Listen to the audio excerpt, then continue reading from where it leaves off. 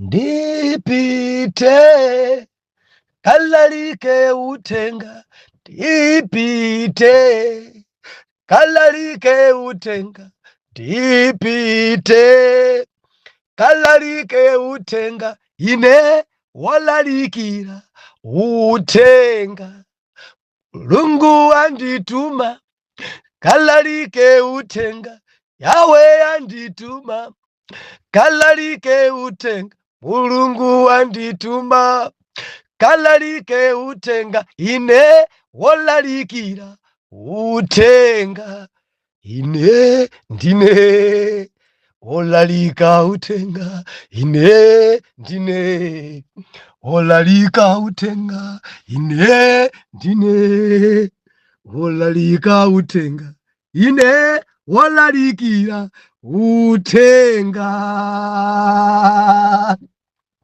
Ndiulandire nokondedwa omvera konse kumene muli, Heneleke Ichale mtumiki wanu believer, lero pa 27 January 2025, movie wachiponyeponye, subtopiki utsogoleri wosankhidwa ndi Mulungu. Tikuwerenga 1 Samuel chapter number 16 verse number 1. Mothamanga kwambiri tiwerenga mojowajowa. Mawu otsogolera: Samueli adzodza David akhale mfumu. Verse number 1. Ndipo Yehova ananena ndi Samueli, iwe ukuti ulire chifukwa cha Sauli nthawi yotani, popeza ine ndankana kuti asakhale mfumu ya Israeli. Dzaza nyanga yako ndi mafuta, numuke ndidzakutumiza kwa Jese wa ku Betelehemu, pakuti ndadzionera mfumu pakati pa ana ake. Ndipo Samueli anati, ndikamuka bwanji? Sauli akachimva adzandipha. Ndipo Yehova anati, umuke nayo ng'ombe yayikazi, nunene kuti ndadza kudzaphera nsembe kwa Yehova. Ndipo uitane Jese abwere ku nsembeko. Ndipo ine, haleluya, ndipo ine ndidzakusonyeza chimene uyenera kuchita. Imafuna tigwire pamenepa. Ndipo ine ndidzakusonyeza chimene uyenera kuchita. Ndipo udzandidzozera pamenepo. Udzandidzozera iye amene ndidzakutchulira dzina lake. Wow. Verse number 4. Ndipo Samueli anachita chimene Yehova adanena, nadza ku Betelehemu. Ndipo akulu amudziwo anadza kudzakumana naye monthunthumira, nati, mubwera ndi mtendere kodi? Nati iye, ndi mtendere umene ndadza kudzaphera nsembe kwa Yehova.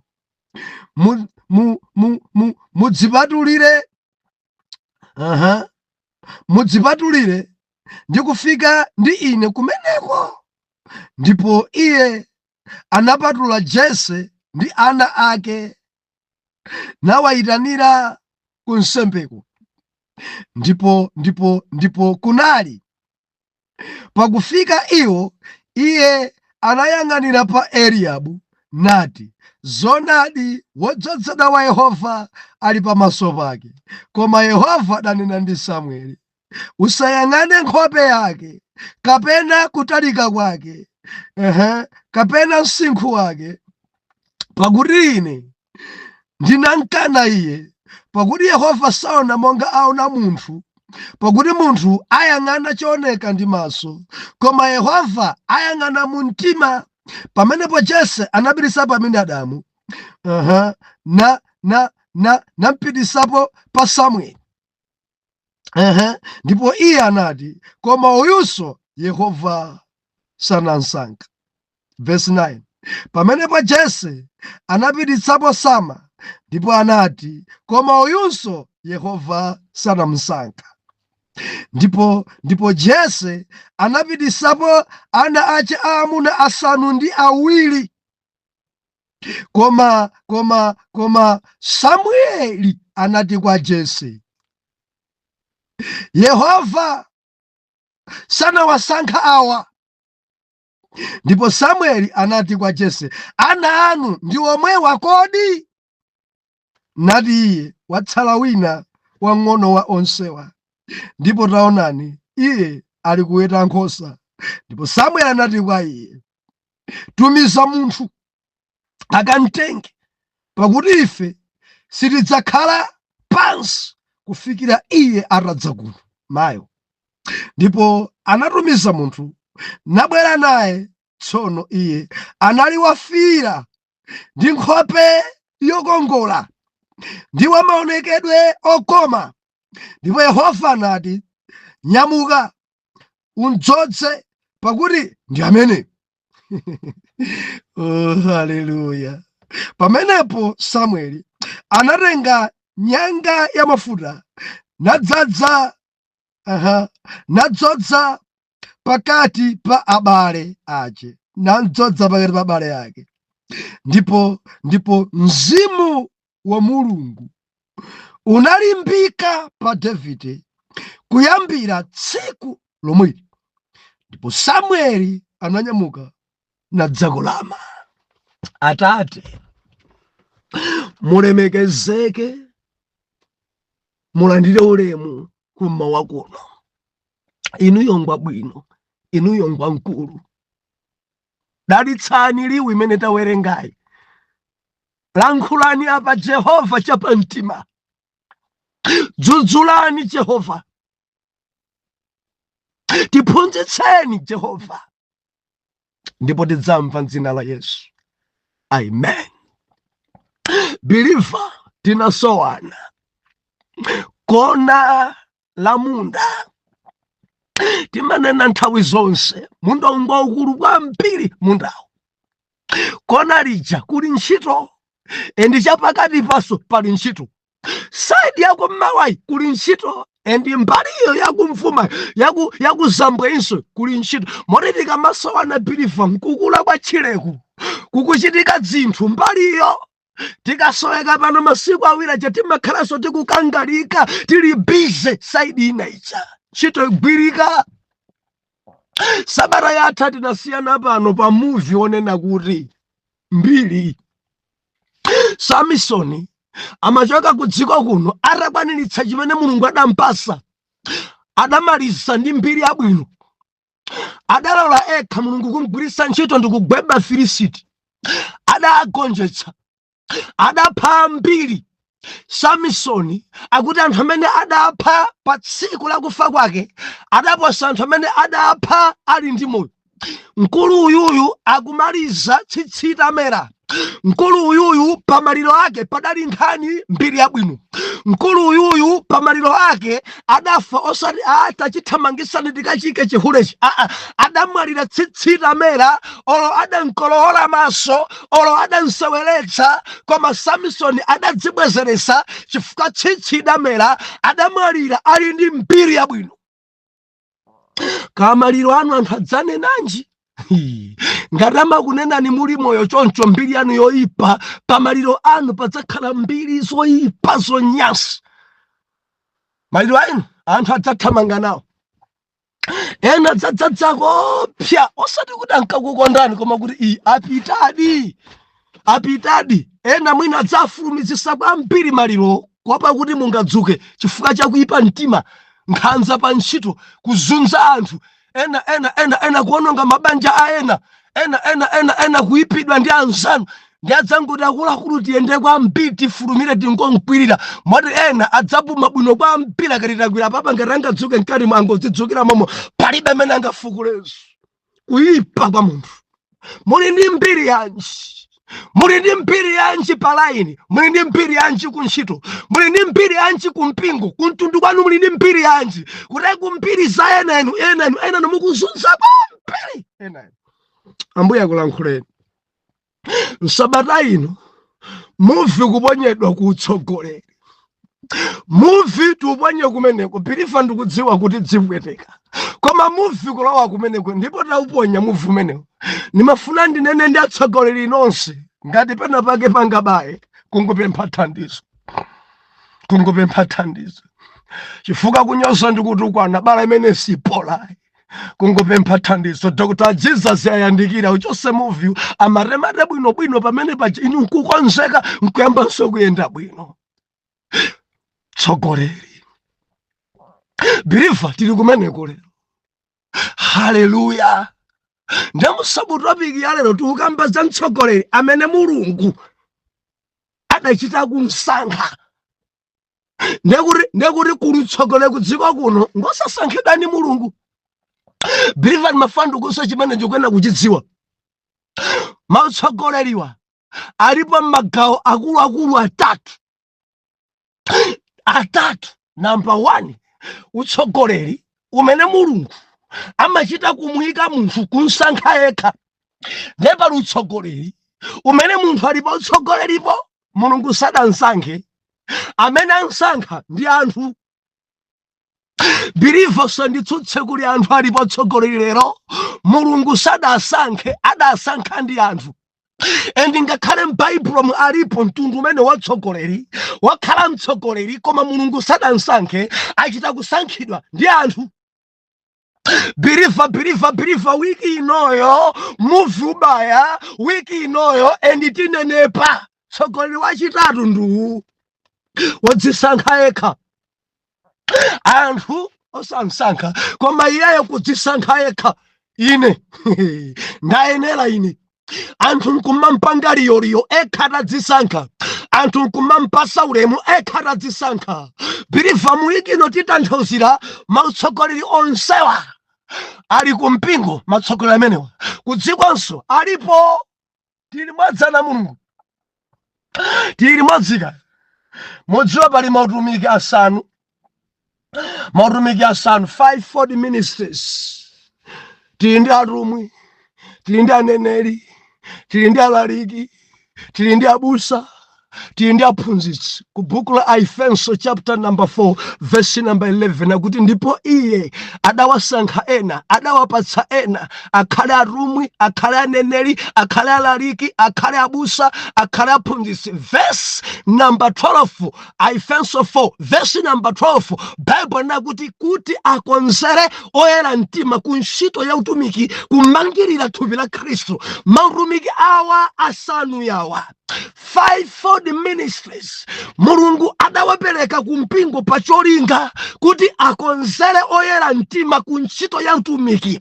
Nkufotokoza wina athandize mpingo angatumikire bwanji Yesu, athandize azimayi angatumikire bwanji Yesu, athandize achinyamatawa angatumikire bwanji Yesu. Ndiye ntchito ya awa magawo asanuwa. Ndiye anatasika farina timapita palibe mbusa tadziwanda choncho kabebula chamarenga iti ndi akakuvutaniso na mwapase verse imene kuti adasankha akhale atumwi ndi ndani, adasankha kuti akhale aphunzitsi ndi ndani. Bible nakuti iye adawapatsa ena ndi kuwasankha ena akhale nda atumwi mpaka napo aphunzitsi, mautumiki asanu kuti athandize oyera mtima amene angamtumikirire Khristu. Tiyerera kuti kumangirira thupi la Khristu lukamba za mpingo. Titonse mwana Mulungu, ndiye kudziko kuno kuli mafumu, kudziko kuno mafumu m'madera. Mafumu enawa adasankhidwa Mulungu, mafumu enawa adadzisankha okha, mafumu enawa anthu ndi amene adasankha. Ndiye tiona ife zotsatira zake, tiona ife machitidwe ake. Kodi osankhidwa ndi Mulungu amarani? Kodi osankhidwa ndi anthu amarani? Kodi odzisankha yekha amarani? Endi m'Baibulo muzitsanzo zonse zilimo. Tili mwadzikaya olo mapresidentiwa ena ngosankhidwa mulungu, ena adasankhidwa ndi anthu, ena adadzisankha okha. Zilipo tifukula dzambiri wiki ino, tifukula dzambiri timarumikitina timene tili ku chalichi. Haleluya, haleluya, haleluya. Adadzisankha okha enawo, adasankhidwa ndi anthu enawo, mulungu adasankhanso enawo. Kureku kudziko kuno zili choncho. Ndinene poyera pano, si onse amene ali atsogoleri lero nkuti mulungu adawayika, ayi. Si onse, ndikuti si onse, kutanthauza kuti alipo ena ndithu ali pamenepo pa mission ya mulungu, adachita kusankhidwa kuchokera m'mimba akubadwa. Yehova adapatulira pa ntchito ya utsogoleri. Anthu amenewawa amakhala nzonse, kudzodza konse, amenewawa kumampe kumathangatira. Koma alipo ena sikuti mulungu adasankha, adadzifuna okha, adadzisankha okha. Zilipo kudziko kuno. Muvi wachiponyeponye. Ndiyalero tikuyamba ndi mtsogoleri wosankhidwa ndi mulungu, wamairanidwe. Oh, haleluya. Apapa pali anthu ambiri oti tingagwiritse ntchito apa, ambiri apa osankhidwa ndi mulungu. Koma ndawerenga buku limodzi lokha. Ngati mudawerengapo nkhani ya Jeremiya, munichitira umboni kuti mulungu ali m'mimba adampatula, adampasa ntchito. Ukagwese, ukazule, ukadzale, ukapasule. Ati ukali m'mimba ndidakusankha.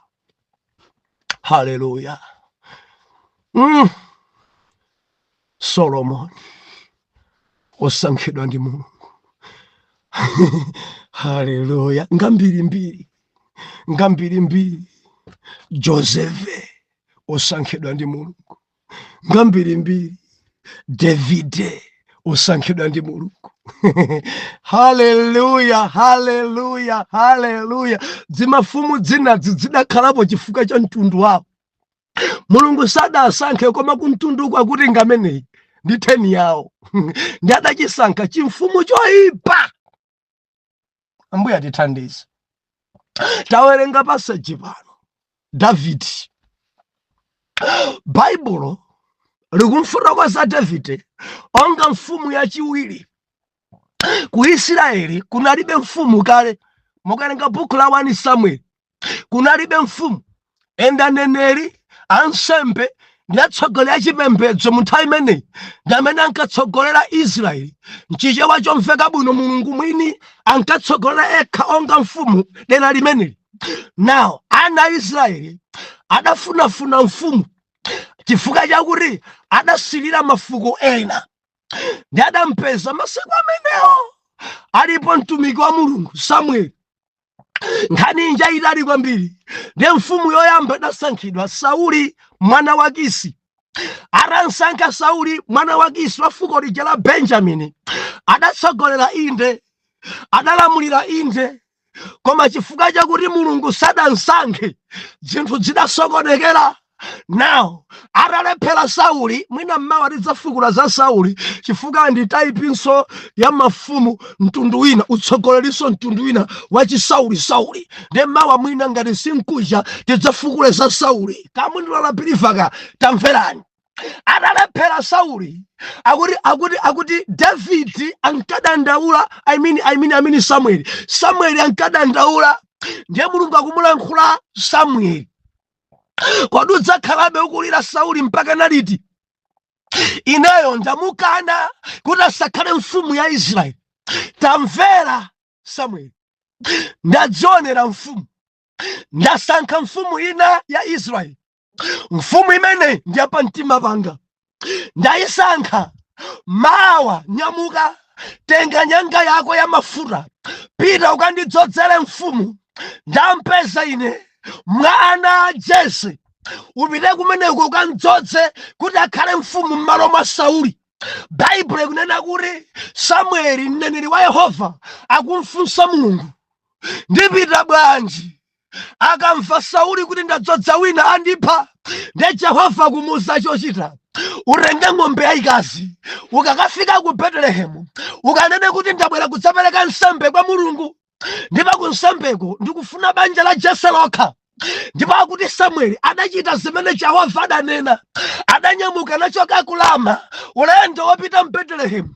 Atafika kuja kuti anthu adamthamangira mneneri wa Yehova, nkhope zawo zitagwa, akunthunthumira Israeli, mwabwera ndi mtendere.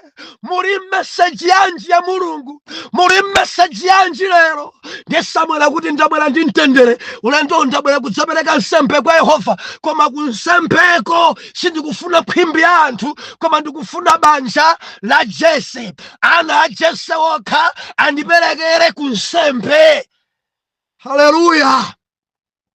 Mtsogoleri wosankhidwa ndi Mulungu. Bible ikunena kuti mwansanga kwambiri Jese, message idampeza, ana ako onse afunika ku nsembe. Malemba anena kuti Jese adayamba kwayitanitsana ake, wakuti tabwera, ana onse mpaka nadayitanisa tiyeni, Samueli akukufunani tiyeni. And Samueli ndi Jese adakambirana momveka bwino. Ana ako onse tikwafuna uku, ana ako tikwafuna uku Mulungu, mwana ako aona mfumu. Nene lisakumbisira Jese, mwa ana ako Mulungu aona mfumu. And Samueli yo sadali kundziwa kuti mfumu ndi chifukwa Yehova anena kuti upite, ndipo ukafika kumeneko ine ndidzakuonetsa, ndidzakutchulira dzina lake amene ukuyenera kundzodza khala mfumu. Pita, ende amapita mkulu uyuyu, neneri uyuyu asakudziwa kodi mwana wa Jese ake ndi kuti dzina lake sadampasiretu. Adamuwuza kuti ndikakutchulira konko, ali ndi ana ambiri mkuluyi, koma ndikakusonyesa konko. Pita ungokonzekera zoyenera kudzodzazo, koma okhala mfumu ndikakuwuza konko. Now Jese awuzidwa mawu, ana ako onse akufunika ku nsembe. Malemba onena kuti bwana Jese adalengeza kwa ana ake, amene adali ku ntchito adamuyitanitsa, amene adali ku munda adamuyitanitsa, amene adali ku bawu adamuyitanitsa, amene adali kwa nzake adabwera. Tiyeni, waitana mneneri wa Yehova, tiyeni, waitana wansembe, tiyeni.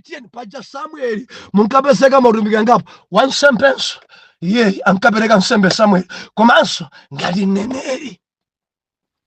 Ndakuti ana onse adayitanidwa kumene kuti Samueli wakonzeka funa kudzodza. Ati ana anu afika, ati ndamene wa bwana. Chabwino mwansanga kuti Jese adamulowesa Eliabu, firstborn, kanyamata koyera bwino, nyamata wantali. Bible na kuti okongola, nyamata oyamba kubadwa. Akupita Samueli aitenga nyanga ya mafuta kuti andzodze. Bible ikunena kuti kumwamba kudamuletsa. No, si amene. Ndi Mulungu akumuwuza Samueli usamakhala waphuma. Samueli tamvera, usayang'ane maonekedwe. Samueli usayang'ane kutalika. Samueli tamvera, mayang'anidwe yanga ndi mayanikidwe akudziko akusiyana. Ndiye Mulungu akutsindika, ine ndimayang'ana mu mtima, pamene anthu amayang'ana kunja.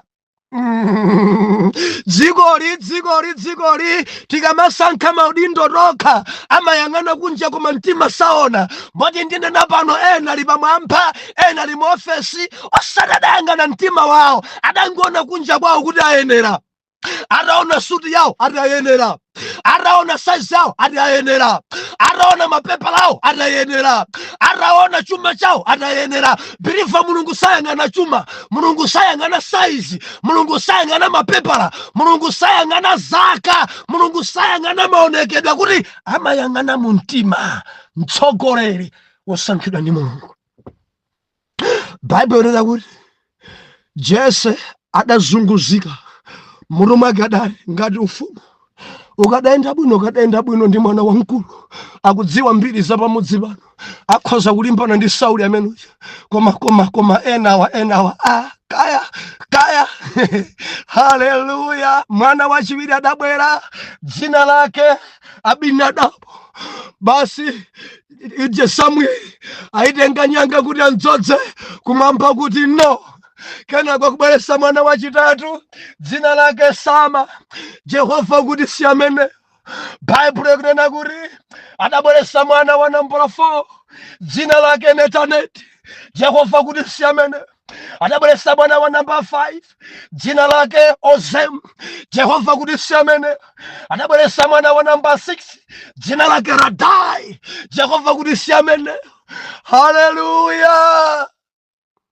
Ata Bible nakuti adabweretsapo ana ake onse 7.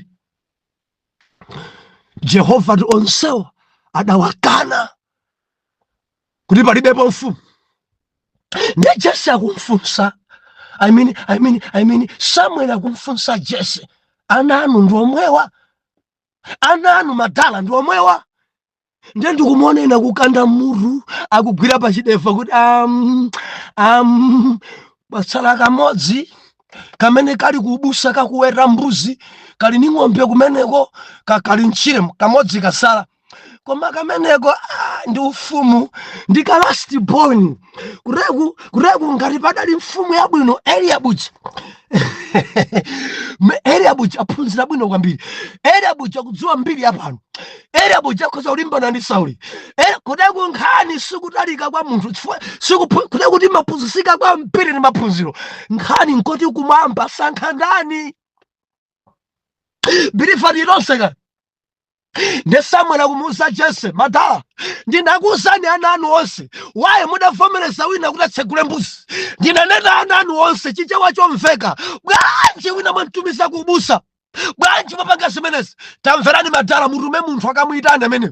Palibe angakhale pansi pano, palibe okhala pansi pano, tonse tiyimirira, palibe okhala pansi pano mpaka ana kowera mbuzi kokarabwera. Ndimati ndinene wamaitanidwe amaiwalidwa, wamaitanidwe amadusa makwakwerezeka, wamaitanidwe amaoneka monyozeka, wamaitanidwe amene Mulungu wamusankha mtsogoleri wa Jehova saoneka amene dziko imayembekezera. Mtsogoleri wa Yehova amaoneka mwina m'maso mwa anthu ngati wosayenera, koma Jehova atayang'ana mtima. Ndimafuna ndilimbikitse wina akuyiwala kumtundu kwako makolo ako samakuwerengera.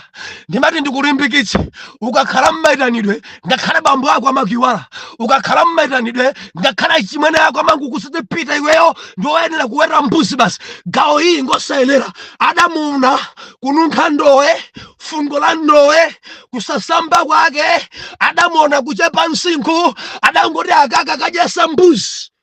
Ufumu kukuyenerawo. Mansanga Bible nakuti pitani mukamuyitana. Ndadapita wina kamuyitana, ndiye ndimaganiza kuti kodi woyitanayo adayitana bwanji atampeza kubusa. Mama palingalira bwanji wene adamuza maulemu. Hayi David ufunika uku ana onsalu iwe kupeza kuno unipasa ntchito anthu osinakhale pansi tiye. David kudabwa kwa banji kwabwera chani. Malembo anena kuti Nyamarayi adabwera ali patali osankhidwa ni Mulungu, ali patali kumwamba kulankhula ndi Samueli mfumu ija ndimeneyo. Msanga pita ukamdzodze akuti Samueli adatenga nyanga ya mafuta nkuthamanga msanga nkukamdzodza David pakati pa abale. Ati kuyambira tsiku lomwe latangodzozedwa Nyamatayi adakhala olimbika, Nyamatayi adali olimba mtima, ende akubala kuti adali ndi nkhope yokongola, kanyamata koyera bwino akuti kumwamba kadalisika nako atangodzozedwa. Mulungu adakhala naye kuyambira day yomweyo. Utsogoleri osankhidwa ndi Mulungu, utsogoleri osankhidwa ndi Mulungu. Mulungu yekha mwini mwina pamakhala funso ndikamazitsimikizira bwanji kuti mulungu andisankha? Ndili m'mayankho atatu yawo. Number 1, mulungu yekha amakhoza kukulankhula chimene iweyo uli. Ekha kukulankhula chimene iwe uli ndi mawu omveka, monga Moses akuweta nkhosa adamva Moses ndikutuma upite ku Egypt, ndamva kulira pa ananga, ukandipulumutsire ananga. Moses, Ambuye ndine wachibwibwi, Ambuye sindingathe, pakamwa. Ungamatsimikizira bwanji kuti utumiki mulungu adandiyitana kapena ayi? Utsogoleri wangawo kumwamba adandiyitana kapena ayi? Mulungu yekha amalankhula nawe. Gawo 1. Number 2, mulungu amatsimikizira chimene iwe uli kudzera kwa aneneri ena, pa anthu ena onga Davide dzoti adzakhala mfumu sadadzone. Mundimva mwana mulungu? Kureko adawuzidwa ndi Samueli kuti ndaona mfumu nyumba ya Jese, pita ukandidzozere. Nawo ungazindikire bwanji kuti mulungu ndi amene adakuyitana? Mulungu amakutsimikizira mwa atumiki ena, amabwera aneneri kudzafotokoza za chimene iwe uli. Haleluya!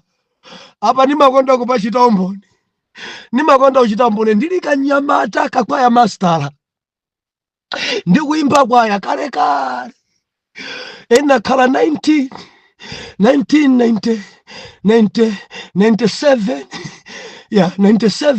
98 ndili pa banja sokale, koma ndikuimba kwaya. Then ndidasonkhana nawo pa pastors meeting. Bishop anabwera pawo kulumbi, amakhalira mplanta ya kuchirobwe. Ndadasonkhanisa atsogoleri okwanira 24 ansanje ndi chikwawa. Now ine nali pamenepo ngati kwaya master, ndipo dali meeting ya utsogoleri idakambidwa, ndi meeting idavuta. Machidwa meeting adali osokonekera dzadzibusa dzina dza mitala kumango sokoneza zinthu padali chimpirikiti.